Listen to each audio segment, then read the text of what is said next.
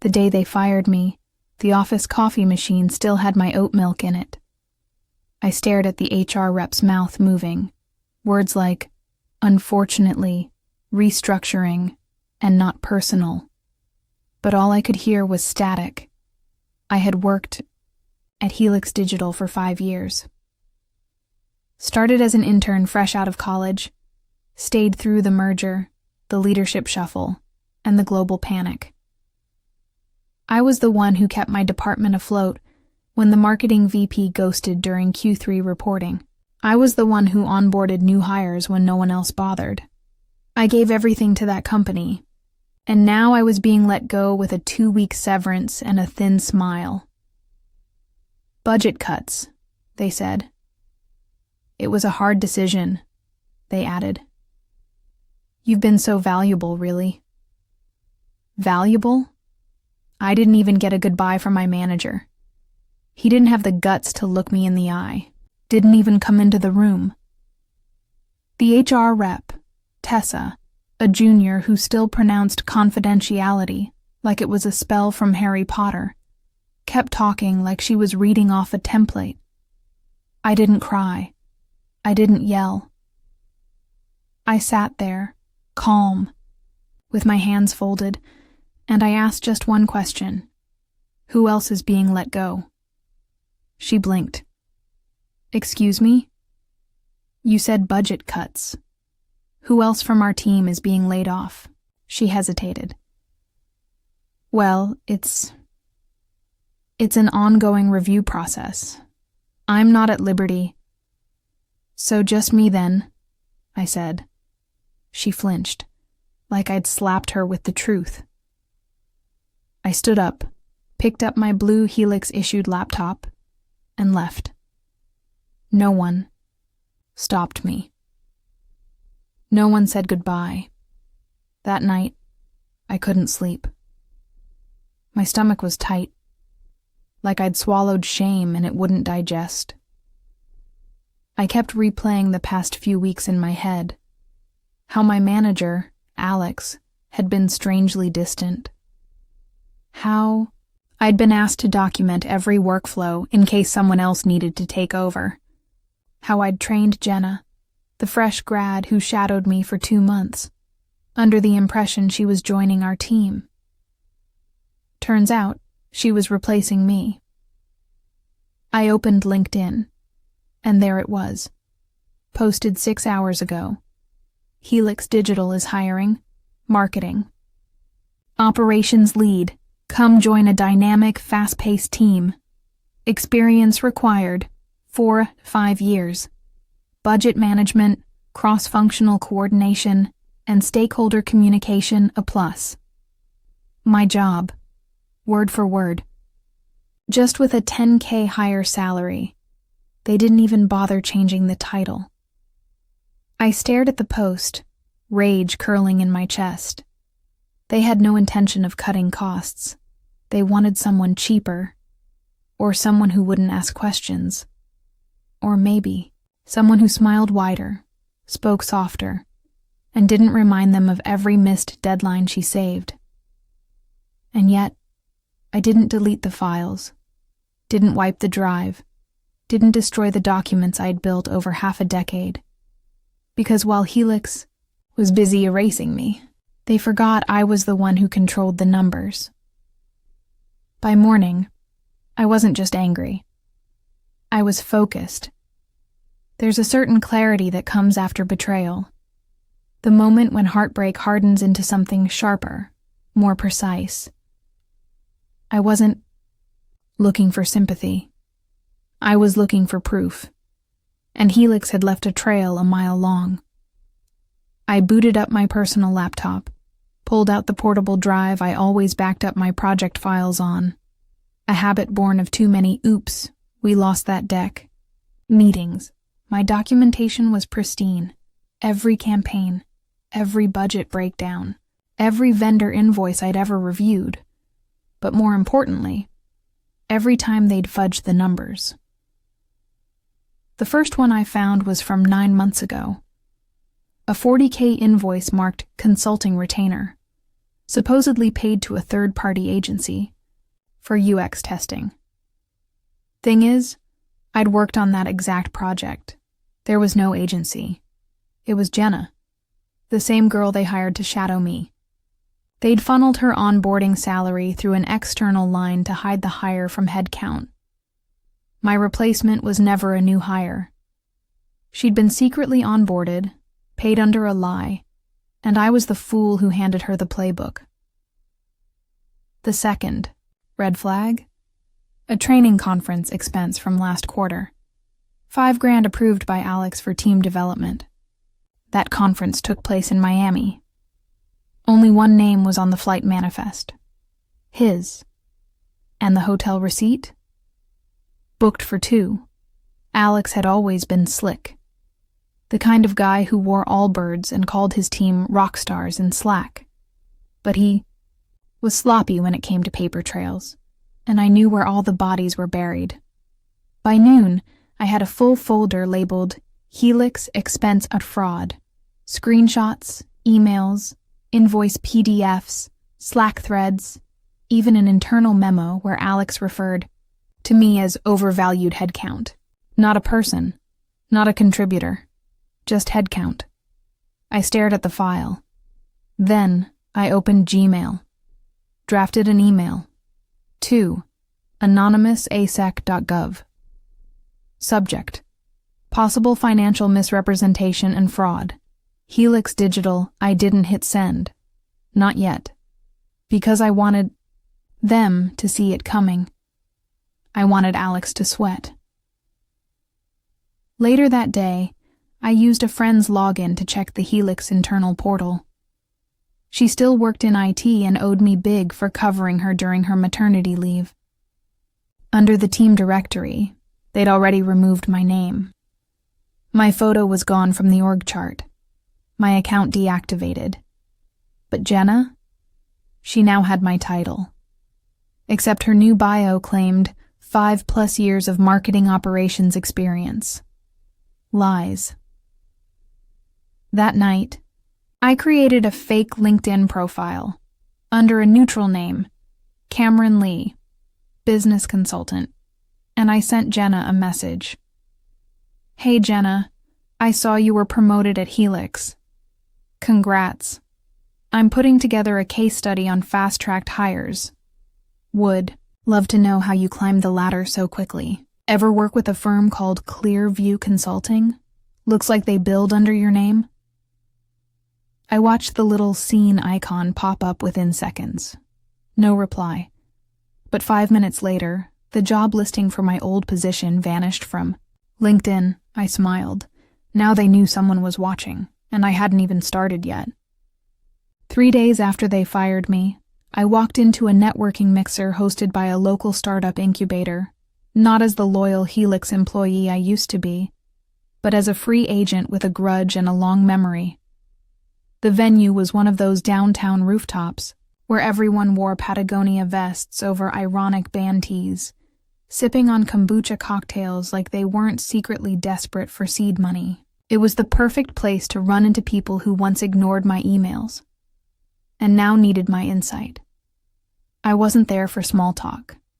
I was there for leverage. And it didn't take long. Wait. Didn't you work with Alex Crane?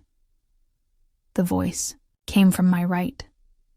A woman in finance, sharp blazer, sharper grin.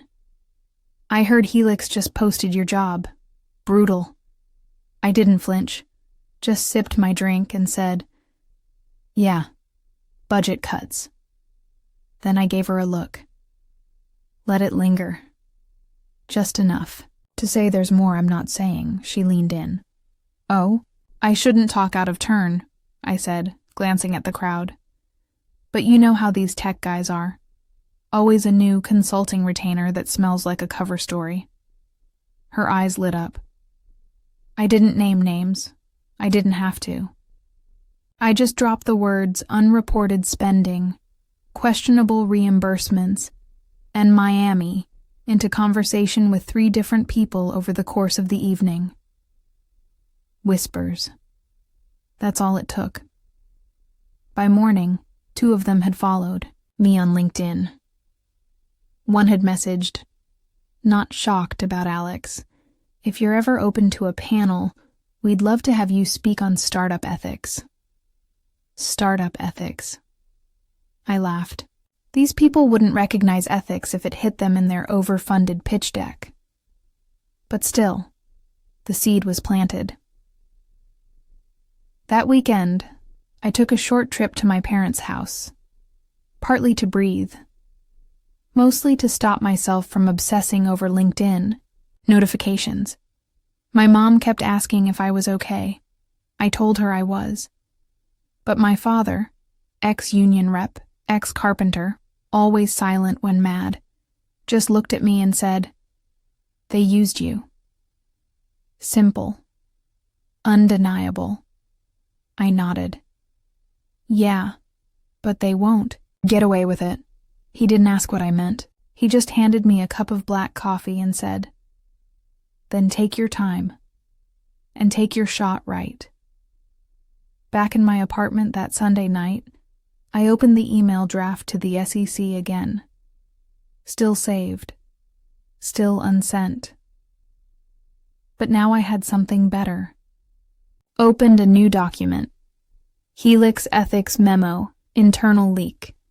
Not from me. From someone anonymous inside. Written in the voice of a concerned employee who found out about irregular expense activity and fears retaliation. Detailed, precise, with references to dates, internal budget codes, and the Miami trip. I uploaded it to a burner Dropbox. Link. Then I shared it anonymously to a few key threads, a whistleblower subreddit, a Slack channel for women in tech, and a Twitter DM to a freelance journalist I knew from college who owed me a favor. By midnight, the memo was already being reshared. No names, no direct accusations, just enough breadcrumbs for curious eyes. Let the fire spread. I'd be ready when it burned. By the following Wednesday, the temperature inside Helix Digital had shifted. I wasn't there, but I could feel it. People started viewing my LinkedIn profile again. Not strangers, old coworkers, product managers. 2 assistants from legal. 1 senior VP who never used to remember my name. But the one that confirmed it, Alex Crane. Viewed my profile, twice. Didn't even bother using private mode. Sloppy. My former teammate Brian texted me later that afternoon. "Yo. What's going on?" Alex is freaking out. Jenna's been pulled into closed-door meetings. Something about a false memo? Also, not sure if you saw, but the Helix job listing is gone. Whole thing disappeared. I waited a beat before replying. I guess budgets got cut again. That night I finally sent the SEC tip, not anonymously, but through a lawyer. I'd consulted a friend of a friend over Zoom. She was young but sharp, and the moment she heard about the falsified vendor payments and reimbursement abuse, her eyes narrowed. "This isn't just a wrongful termination case. This is fraud," she said. "If we're lucky, this could blow wide open before their fiscal report." So we prepared a clean whistleblower file. No exaggerations, no drama. Just cold numbers and clear patterns. I signed under full disclosure, but with legal protection, because if I was going down, I'd be pulling them with me. The next morning, I received a LinkedIn message from Jenna. "Can we talk?" I stared at it for a long time. She wasn't the enemy. Not really. She was just a pawn. Ambitious, naive, maybe too eager to be liked. But something about her message felt nervous. I wrote back. "Sure. Coffee tomorrow?" We met at a neutral, little cafe on the east side. The kind with soft music, real mugs, and no Wi-Fi, which meant no accidental recordings or casual spying. She looked different. Less polished, less sure, like someone who just realized she walked into a room with no exits. "I didn't know," she said, almost before I sat down. "About any of it. They told me you were leaving. Voluntarily." I let that hang between us. She looked at her hands. "I never saw the budget stuff. I thought the consulting retainer was a real agency. Alex told me it was all above board." I tilted my head. "And when you were suddenly lead after I left." "I thought you approved it," she said quietly. "He told me you recommended me." I had to bite the inside of my cheek. Hard. He hadn't just used me. He'd used me to lie to her, too. Jenna looked up, eyes glassy. "Am I in trouble?" That question almost softened me. Almost. "You were involved," I said carefully, "but you can decide what side of this you want to be on, right now." I slid a folded piece of paper across the table. A printed copy of one of the invoices, with her name as the signatory. She picked it up with trembling fingers. "If you testify," I said, "you might still walk away clean.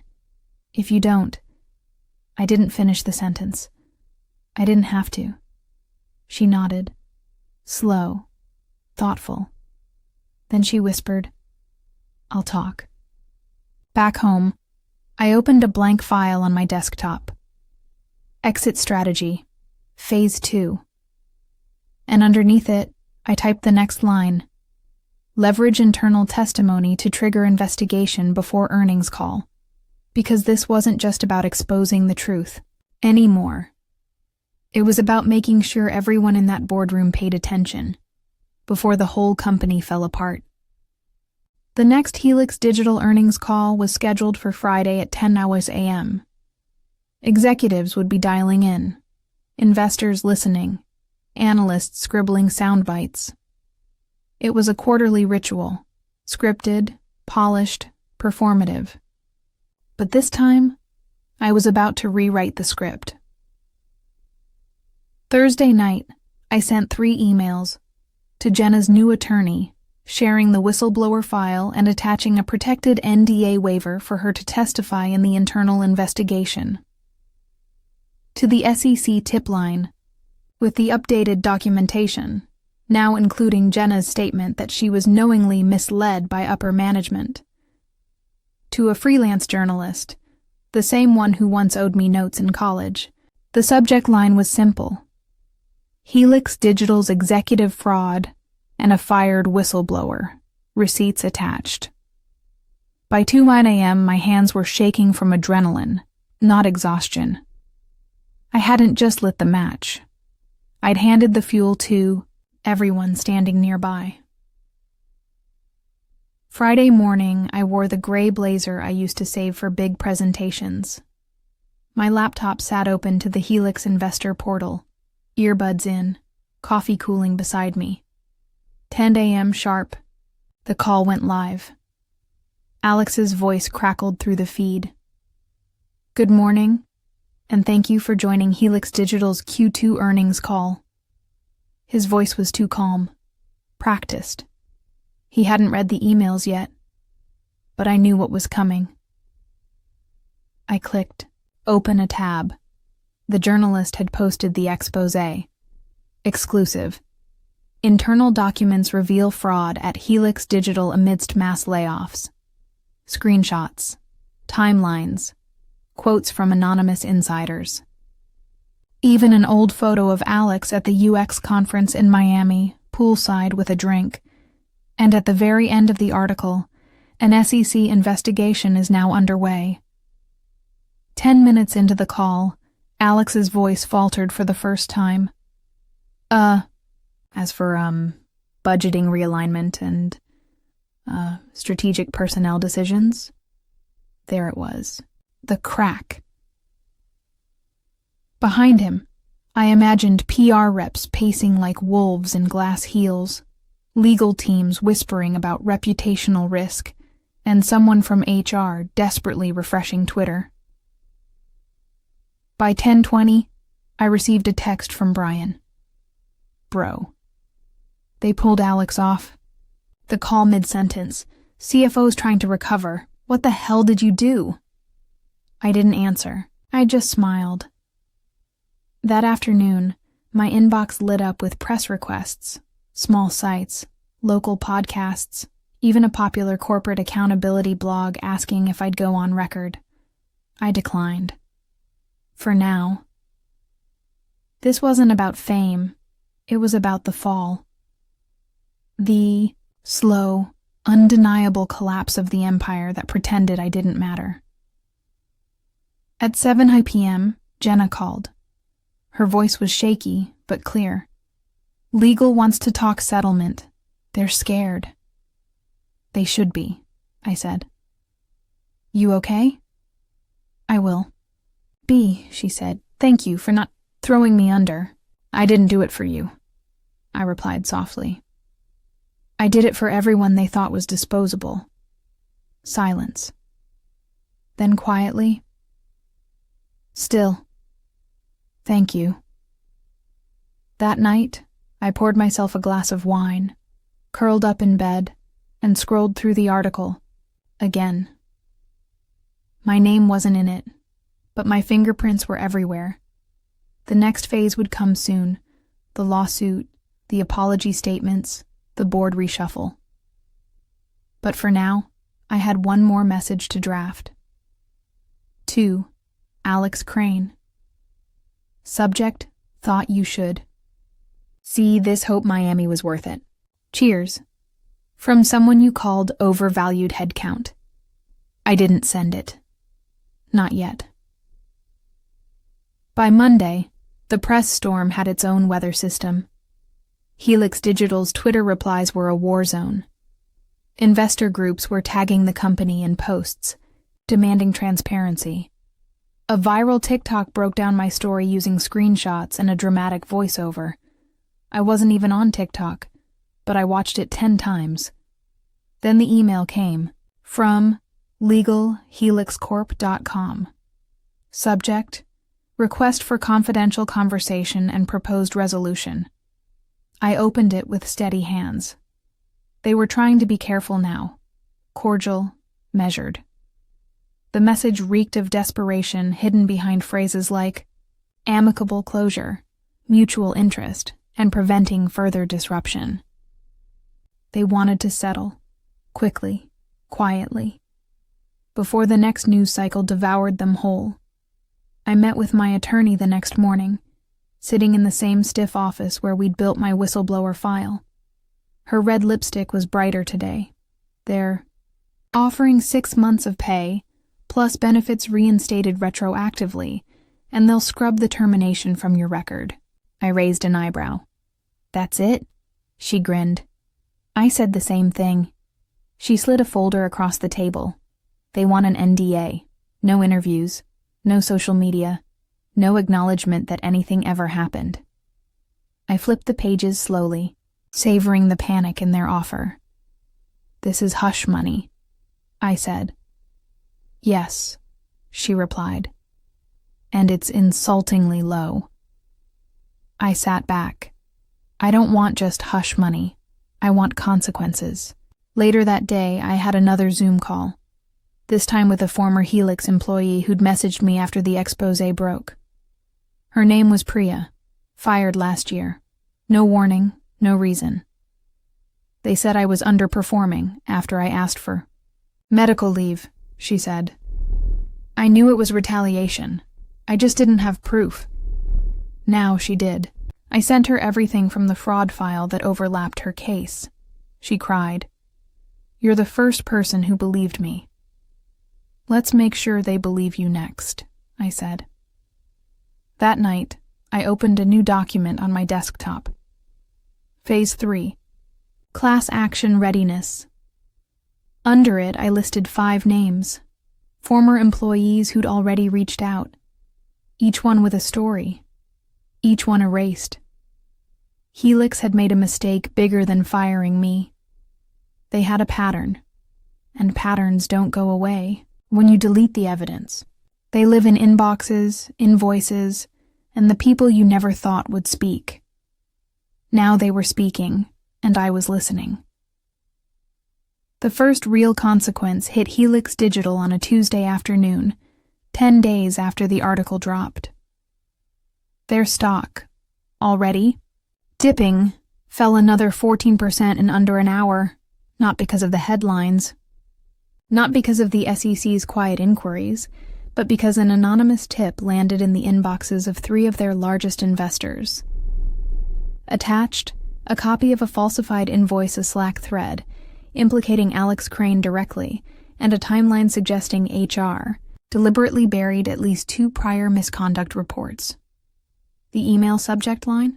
Urgent, executive mismanagement, verified source. The sender? No name, just an email. karmaacorporate@cleanup.net. I didn't need to watch the boardroom to know what happened next. But Brian filled in the gaps anyway.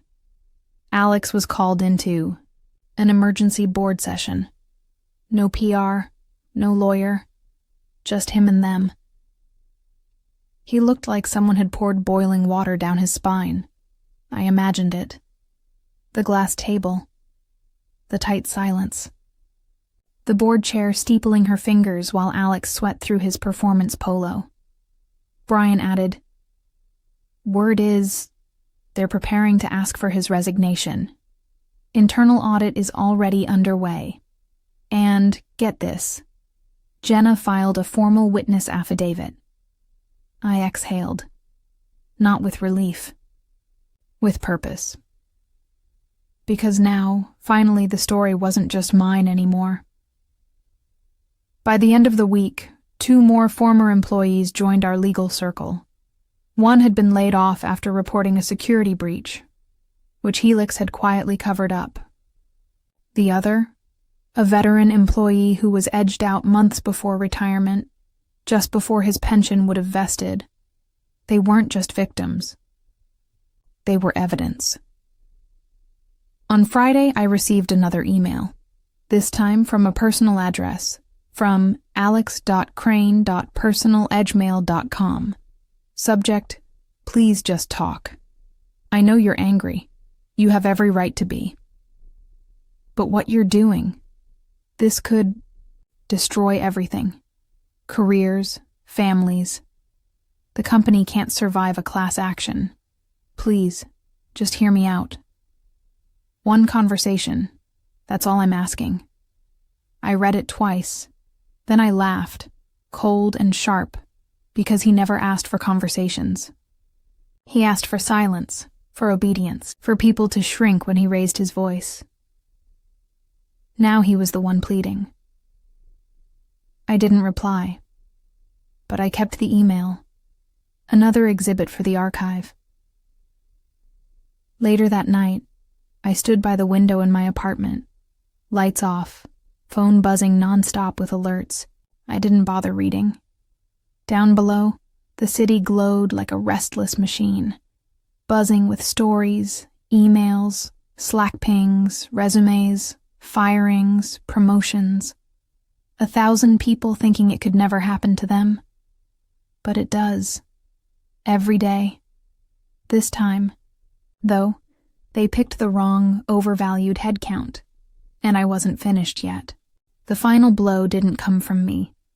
It came from the audit committee, the same board that used to toast Alex at quarterly dinners, who once called him visionary and fast-track CEO material.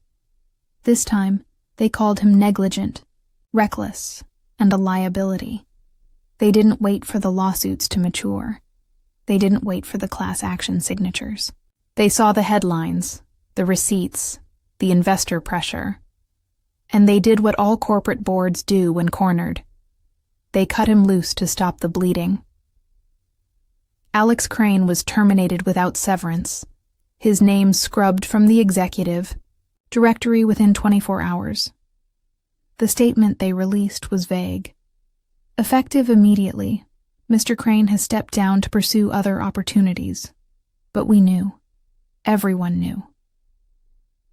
A week later, the settlement offer came back around, except this time, it wasn't 6 months of pay.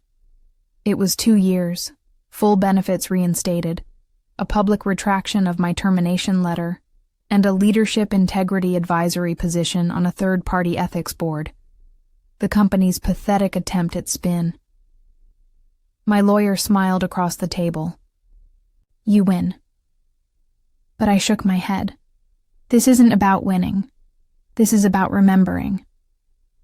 I declined the rehire package. I didn't want back in. I didn't want their board seat or their guilt-ridden check. What I wanted, I already had. The truth. The power to tell it. The story that couldn't be silenced with NDAs or hush money. Jenna quit 2 days after Alex's termination. She sent me a message. I'm sorry for all of it. If you ever start something new, I'd love to work with you again, the right way.